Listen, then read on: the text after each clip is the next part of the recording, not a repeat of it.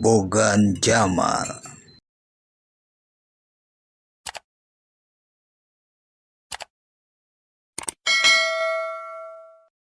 Demokrasi adalah sebuah sistem pemerintahan yang paling banyak dianut di seantero belahan dunia.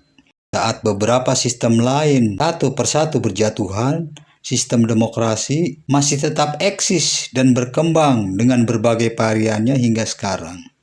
Di negara-negara yang tingkat perekonomiannya sudah maju, seperti negara Amerika Serikat atau negara-negara Eropa, sistem demokrasi seperti menemukan tempat yang sangat tepat. Ada keselarasan antara sistem dengan pola pikir masyarakatnya yang berjalan linier dengan kontinuitas yang sangat terjaga. Ada kesadaran bersama bahwa masyarakat dan negara terikat pada satu aturan yang harus dijalankan dengan penuh kesadaran dan tanggung jawab, yang pada akhirnya itu semua untuk kepentingan rakyat secara luas. Tapi coba kita lihat, demokrasi dan negara-negara yang secara ekonomi ada dalam keterbelakangan atau negara yang sedang berkembang. Demokrasi seolah hanya menjadi kuda tunggangan untuk merebut kekuasaan. Karena dalam sistem demokrasi dimungkinkan untuk semua orang dan kelompok mendapatkan kesempatan yang sama untuk meraih kekuasaan. Pertanyaannya, mengapa di negara-negara dunia ketiga dan negara-negara berkembang, demokrasi yang dijalankan terlihat penuh ketegangan atau penuh intrik dan penuh ketidakpastian? Sebagai sebuah sistem ketatanegaraan, sistem demokrasi mempunyai beberapa kelemahan, yang salah satunya adalah cacat bawaan.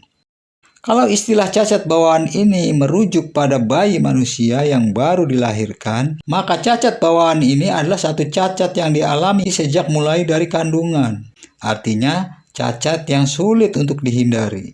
Begitupun dengan sistem demokrasi.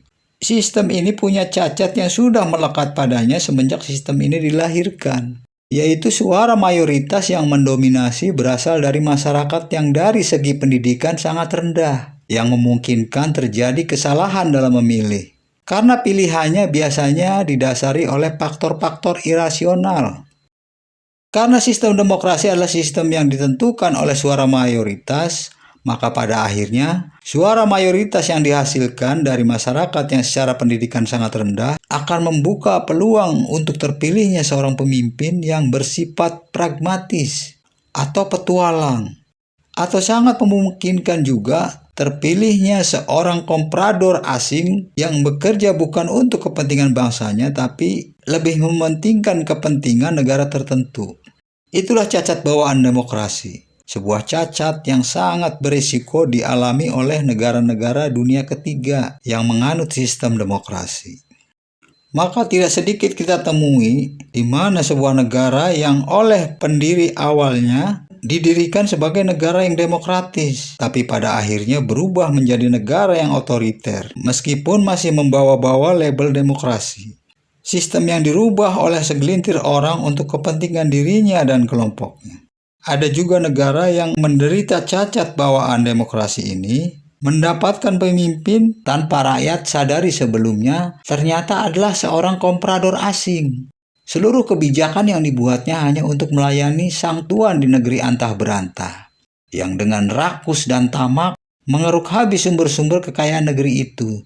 Tapi yang lebih miris, rakyat negeri itu seperti tak menyadari telah salah memilih pemimpin yang kelak akan membuat anak cucu dan keturunan mereka semakin miskin dan terpinggirkan dari negeri dan tumpah darahnya sendiri.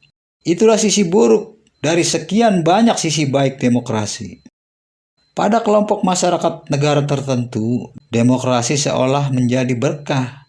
Tapi di sisi yang lain, pada kelompok masyarakat tertentu, demokrasi mengandung cacat bawaan yang seolah menjadi kutukan. Terima kasih.